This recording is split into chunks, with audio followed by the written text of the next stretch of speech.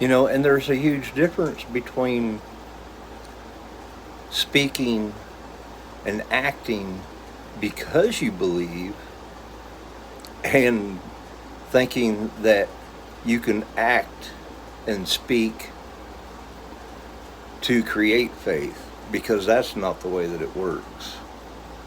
You no, you can talk until you're blue in the face. That doesn't make you have faith.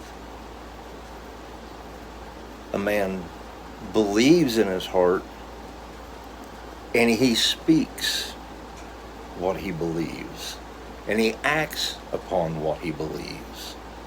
And again, going back to the paralytic that had the two friends that tore the roof back wherein Jesus was at in Mark chapter 2.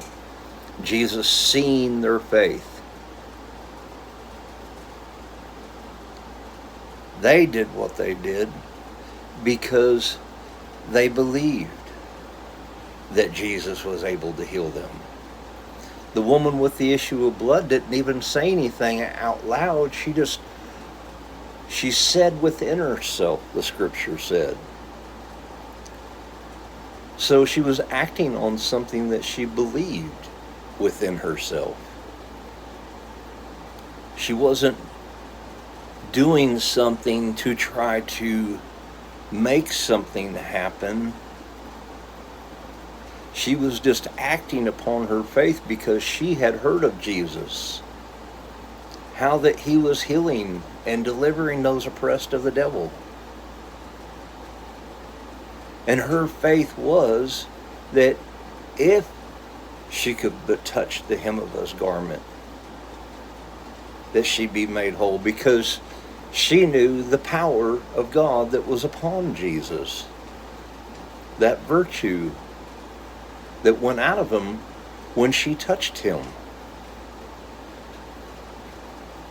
The whole multitude was thronging Jesus, but when she touched him, the virtue went out from him and he perceived it, and he said, "Who touched me?" And his disciples were like, "The multitude throngs you, and you say, 'Who touched me?'" And Jesus said, "No, someone touched me because I felt the virtue go out from myself." It was her faith,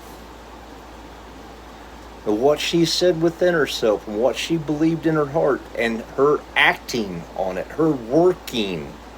There is works of the law and there are works of faith. What we believe through the faith of Jesus Christ is what brings the power of God into our life.